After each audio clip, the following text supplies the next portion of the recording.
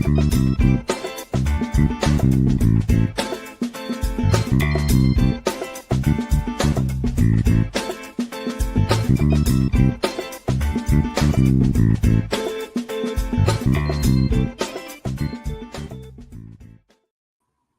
up, my people? It's your boy Seth Guru Baxter.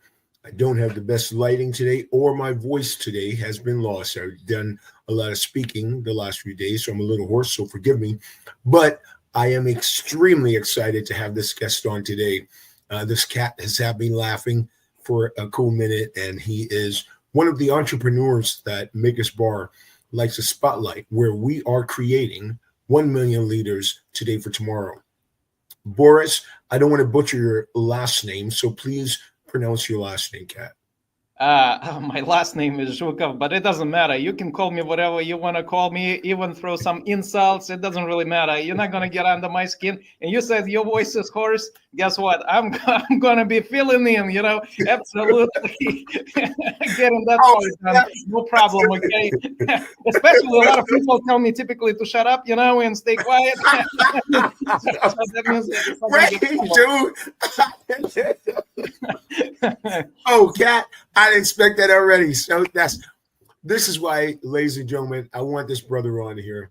He is, in today's times, we need laughter and joy. And Boris is one of those cats that brings joy to my heart since I first started checking out his stuff. So, Boris, tell us where you hail from. Tell us your origin story, Kat.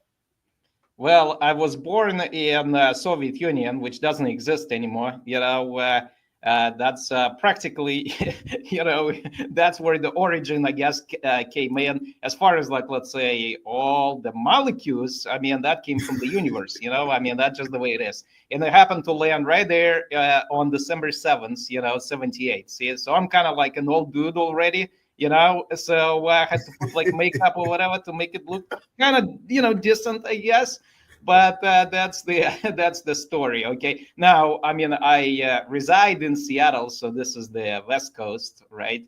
And that's where our company, LetYouKnow, is based. But that's practically, I guess, my whole story, which is not that much. Okay, unfortunately.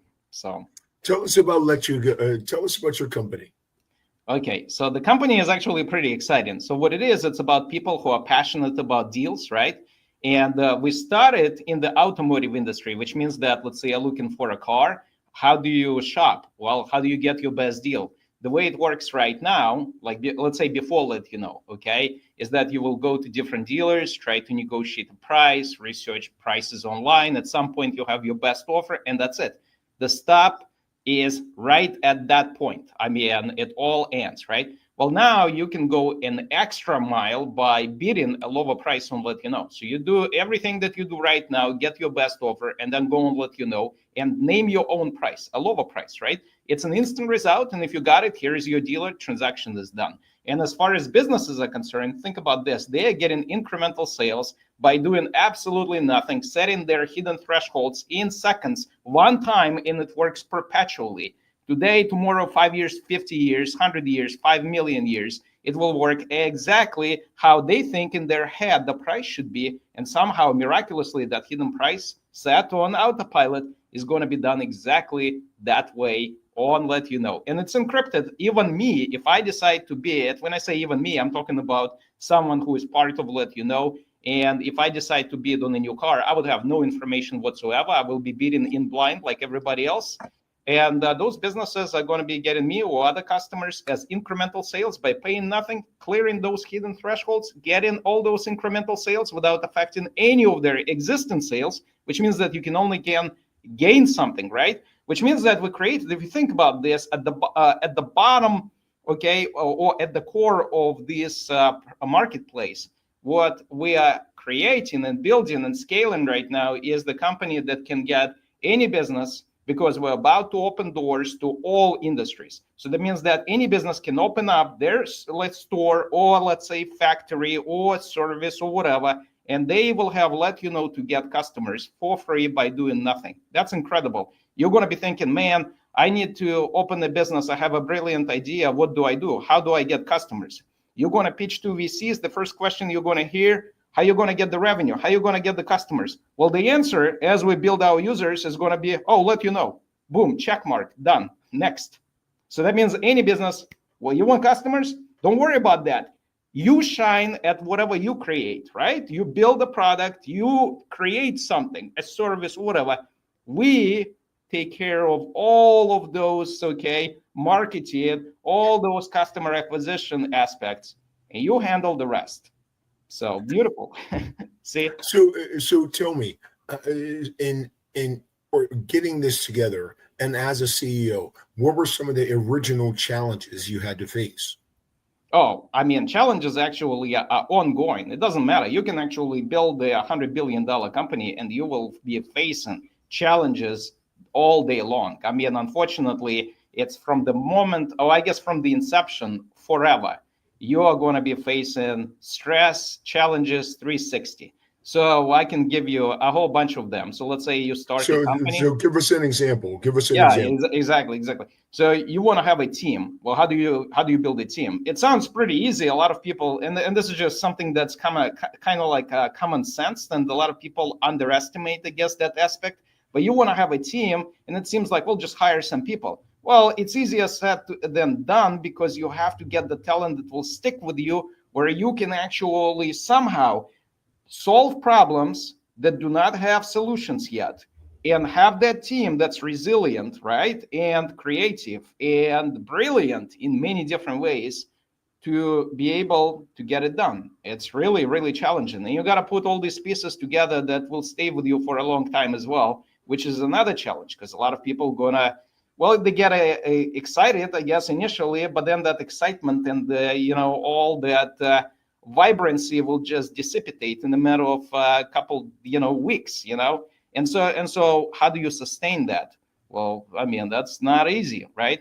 I can give you some other problems. I mean, you gotta find investors, right? That's a problem. You gotta be a bit, in our case, it's a marketplace. So you gotta have the demand side and you gotta have the supply side.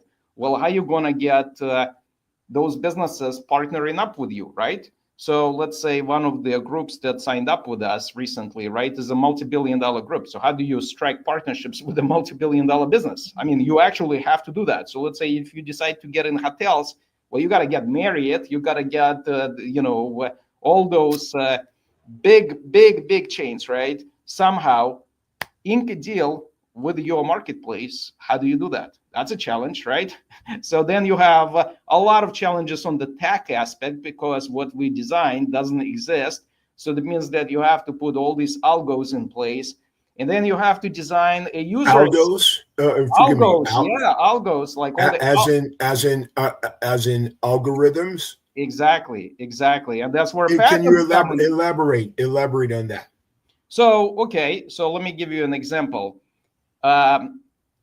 Let's go back to something that people recognize, and then I'm going to connect the dots to let you know. So you go on Google, right? You type in something like name your price on a new car. Let you know going to show up as one of the, top search results. Well, how does that happen? Well, because those guys use some kind of matching or ranking mechanism, right? Where they have the top pairs, etc.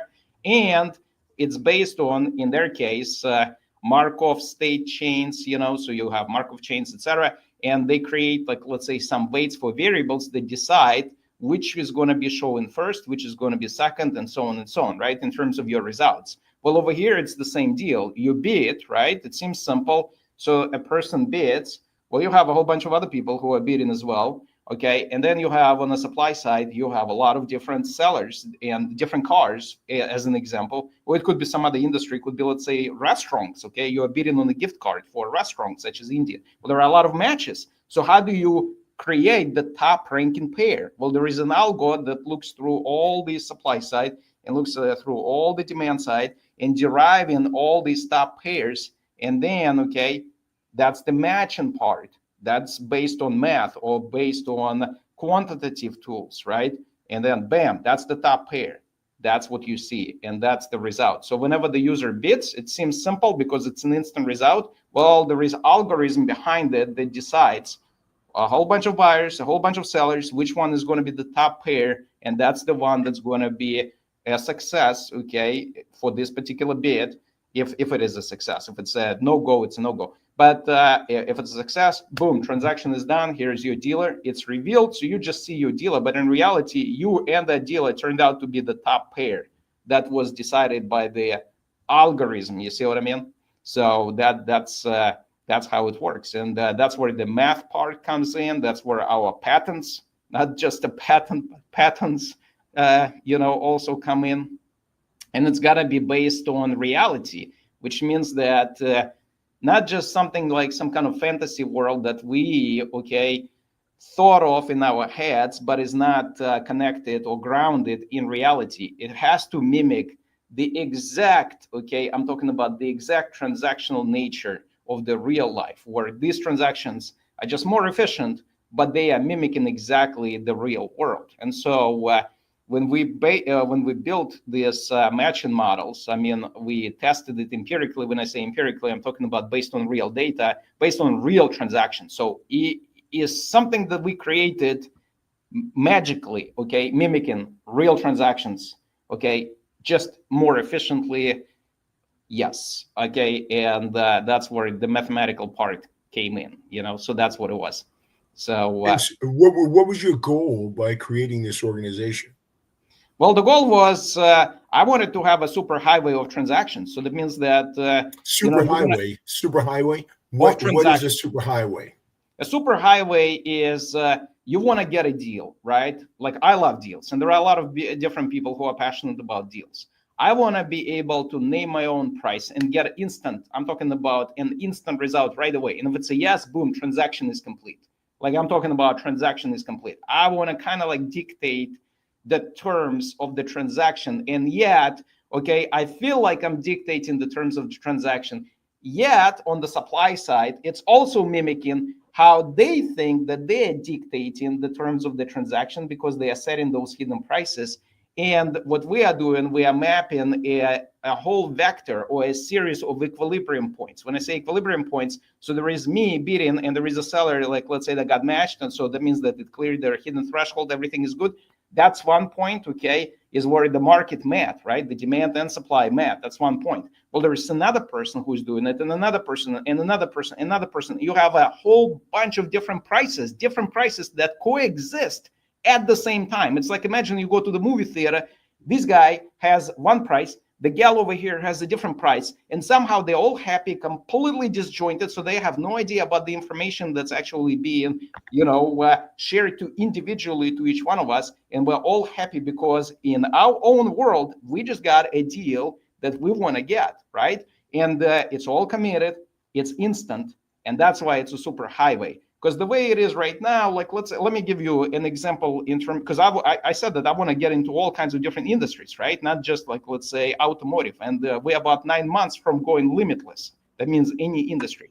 So one of the guys on the board is Will Dyer. His dad, David Dyer, is the former chief executive officer of Tommy Hilfiger, right? That's a pretty big, fashion brand, right? For sure.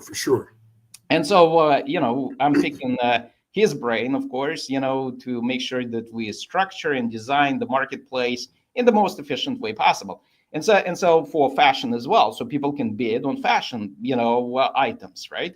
So you go to TJ Maxx, you see Armani short, that's $400, but you see it over there for 85. Well, I want to be able to bid on LetYouKnow for 84. Let's say, $1 less, but I get my deal, boom, it's shipped to me, done. So the point is, for instance, in fashion industry, one of the key things are the refunds, and a lot of people, buying ad sticker, those expensive, T-shirts or whatever, and then they don't like it, they send it back. Well, a lot of times you cannot resell it, right? I mean, because it's going to be considered to be used, right? And so what happens is these companies, they end up destroying a lot of, like a big chunk of their merchandise, which is a huge cost, right?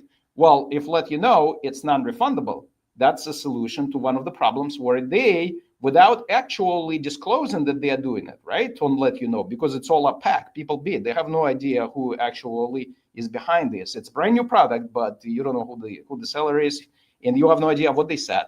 And so by moving a portion of their inventory in a non-refundable fashion, People are getting their deals, right? So they're happy. Yes, it's non-refundable, but you get to get your deal. You named your price. You got the deal that you wouldn't have otherwise obtained, right? So that's pretty good. And yet these businesses, they're able to move a portion of their inventory instantly, right? Without no back and forth, no like refunds, no nothing. So that means that transaction is complete, it's a done deal. Transaction is complete, it's a done deal. And it goes on like this. And also in the automotive industry, going back, okay, it's even, okay, I don't want to say it's kind of a little bit backwards, but it's kind of how it used to be in the hospitality industry, maybe back in the 90s or maybe even 80s, okay, where these hotels and airlines, they were chasing leads, like, through travel agents and so on, right? They were not actual buyers, they were more like leads. Okay, well, the same as with the automotive industry is all of these different companies, dealers, okay, they're chasing leads, not a buyer, a lead, because there is absolutely no commitment to a deal. So you can always, like, let's say, negotiate with one and then use that information against that dealer, with another dealer, okay, to go back to the original dealer and say, hey, but that other dealer just, okay, happened to beat your price. So do you want to give me a better deal? And at the end of the day, they just chasing leads. I mean, and giving more information to be used against them, right? They may be willing to give that look like really good price, but they know if they do, what's going to happen is that information is going to be used against them. And so they end up, like, let's say, overinflating, right, those prices and not revealing their true rock bottom price, right? Because they don't want that information to be used against them, because there is no guarantee there is a transaction that will all of a sudden materialize by offering somebody a really good deal. And so what happens is, okay, there is this game, and it's kind of taxing on consumers, it's taxing on businesses to go back and forth. There is no commitment, no nothing. It's just a game that's being played, right, by both sides. And both sides are getting dissatisfied. Yeah, well, but let you know, none of that is even close to how it works. You just get to, name your own price. You bid, done. If it's yes, you got a deal. If it's a no, you can try again, okay? But there is no information that's actually exchanged because there is no deal, that's been done. And so it's very much like an auction. Very much functions as an auction. Exactly. But in auction, let me tell you this. In auction, there is to draw some differences, okay, or distinctions between the two. In auctions, okay, so let's say I'm in auction, the price is going up in a way that, okay, I bid, right? First of all, it's not an instant result. So I bid, like, let's say I offer a price, right? So, well, then, does it mean that that's it? No, somebody else can bid it, right? Like, other people are watching me, right? And they can bid my offer, and it goes on and on and on. So that's one distinction. So in would let you know, you name your own price and it's a done deal. I mean, it's like if it's accepted, it's not like they're gonna be a lag of like 1, 2, 3. Does anybody have a better offer or whatever? And that's it. It's done. Second, if I'm in the auction, I actually know the seller, right? Like I physically see the seller. Would let you know there could be hundreds of sellers behind it. Could be thousands of sellers behind it. I'm sweeping across all of them, not knowing any of them, you see? So I don't know about any of those sellers, and yet somehow when I bid, I sweep across all of them. So it's like, imagine that you're in the auction and somehow all the people disappeared. Like you're just sitting in that giant room with all people completely fading away. I mean, you're the only one. That's your reality, okay? And instead of one seller, you don't now have any idea who the seller is, except you know the product is brand new, or the service is, obviously the service by definition is brand new. And, okay, you get to name your own price, so you push the button, you bid, and boom, and you get the result. It's yes or no, and if it's a yes, it's a committed transaction. If it's no, no commitment, of course, because there is no transaction, and you can try again. And behind the scenes, okay, all those sellers at the same time, right, because you don't know who they are, they keep selling on their own as much as they can at sticker prices, right? Think about, like, let's say Tesla. Tesla dropped their price, one of their models, okay, I guess they accumulated a lot of inventory. It was about a year ago. I think it was Model Y. They dropped the price by like 30%. Why they did it is because they had a lot of cars that they were stocking up on their parking lot, right? That they could not move. And so to move those cars, because they are not a museum, it's not like they are in business to store cars. they have to move the inventory. And imagine the cost of that. You're like financing a giant lot, right? Costs a lot of money with interest rate. I mean, plus you have to upkeep all the vehicles, right? The longer they stay there, dust accumulates, all kinds of other stuff. You have to make sure the cars are like in perfect shape. And so there is a lot of cost associated with that, right? Plus the use of capital could be utilized somewhere else where it's making money. Over here, it's stagnant, sitting there. But so they drop the price, but what happens? Now you lost the markups across the board, right? But imagine that you have 30,000 cars that are sitting there and cannot be sold at that high price, but at least a portion of them could be, right? Let's say 4,000 cars out of 30,000 could be moved at that highest price. The 26,000 wouldn't be. But if you have LetYouKnow at your disposal, what would happen is you would set up one time on autopilot those hidden prices. You keep selling those 4,000 at sticker prices, and the rest of them miraculously, right, just got matched to a whole distribution of different consumers with different prices. And at the same time, it's happening while consumers, they don't have any information how other people are bidding, right? So you cannot use, like, let's say, so if you got a deal, as far as you're concerned, you are happy because you got your own deal. Somebody else may have a lower or higher, but from their perspective, it's also a deal and they have no information on you, right? The only information that's actually available is that here's the sticker price that stayed there because Tesla kept selling, let's say, those units at highest possible prices, right, that they could. And the end result is, of course, they're making more money, which means that they're going to be producing even more cars, making more deals available to LetYouKnow customers. So which would be even a better deal for the whole society, right? So you see, so that's what it is. But the example in terms of the auction, I think it's a valid one, except that it's almost like taken to an extreme where none of that is even possible in today's world, and definitely is not possible in a physical environment, right? Because you cannot. Why is that? Let's pause for a second. Well, because you see other people, right? Because you see other people and you also see the seller, right? That's why. I mean, you literally see the seller, and you cannot.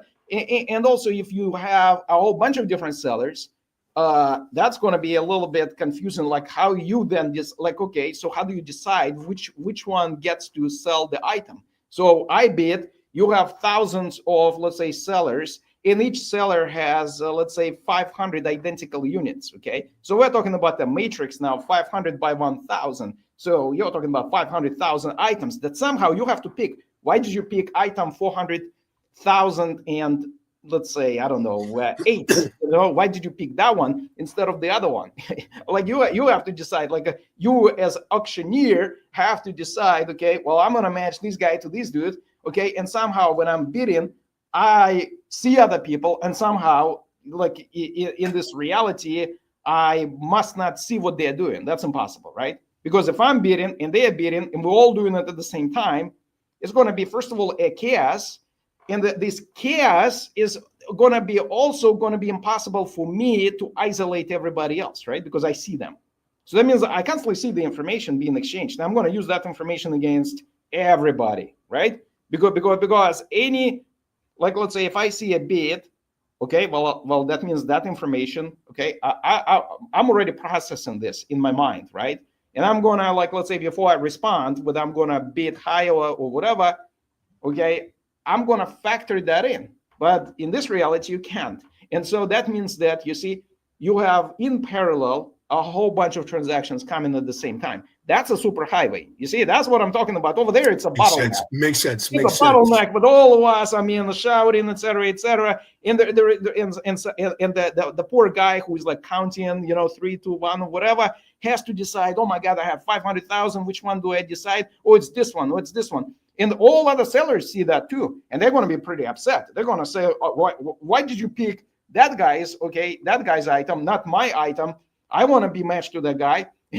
I mean, and then the whole fight going to ensue in this whole, chaotic environment, So it doesn't even lead to anything. You see what I mean? So I know you're short on time, so I hope I didn't want to belabor it too much because of your time restraints for today. So I do want to let our audience know this is a 2-part series where Boris is going to go through some of these other techniques, and we're going to delve into some of his other endeavors, like his humor, etc., which has also had me in stitches. And he's a genius CEO, Boris, I thank you so much. I know you did tell me your time restraints were really kind of tight today. So thank you for going at that. So we're making a hard pause on that area of it, but we are going to continue this next Monday. So please do know that we are excited to have Boris on here, and he's just one of the brothers that I'm extremely pleased to have on my program. I'm extremely pleased to be able to talk to him, and you guys already see, you get the flavor of his humor. So Boris, I want to be respectful of what you sent to me. So I'm looking forward to us continuing part 2 next Monday. Thank you so much. And it was great. And I'm looking forward to next Monday. I think we're going to take it a notch even further. That's going to be great. And you're awesome. Thank you so much. Dude, you are the greatest dude ever. You know what? I got to tell you, all day I was just smiling, just thinking about talking to you. And I'm just, even with the hoarse throat, and I'm just so extremely pleased to present you to my audience. And not only that, but to share a space with you, because the joy that you radiate is such a positive thing. And I'm just so excited to be acquainted with you. And I'm looking forward to everything else we're going to do going forward. Seth, you've made my day. I mean, seriously, thank you so much. And it was awesome. And like I said, we're going to continue, this discussion. And I think we're going to cover a lot of good topics. And, we are, dude. We're getting into your humor, dude. I gotta share with people. Like I said, I wouldn't be respectful of your time, but I also want people to get into some of your funny stuff too. So we're gonna get into more of the business and let them know. But next week we're also gonna get into some of your humor stuff and where that came from, the dynamics of that, and no disappointment whatsoever, Kat. And I'm just looking. You gave me a lot of homework this whole week. I'm going to be busy watching, Louis C.K., Dave Chappelle, Bill Burr, those guys. I'm going to work. I'm going to work. No, Boris, no, dude, no. Just keep it as yourself. You are just such a delight. You are so humorous. Keep it as yourself. Yeah, you have your homework. Okay, but you know what, brother? You are such a joy and such a pleasure. I'm looking forward to next week. Thank you so much. Respect, brother. Thanks a lot. Respect, Kat. Good love to you, brother. And as we always say on my program, thank you so much for joining us. We are the Lovolution. When we want to make a revolution happen, love is the way. Lovolution creates. We are that change. Boris, thank you so much, and we'll see you next week. Thank you. Peace. Peace.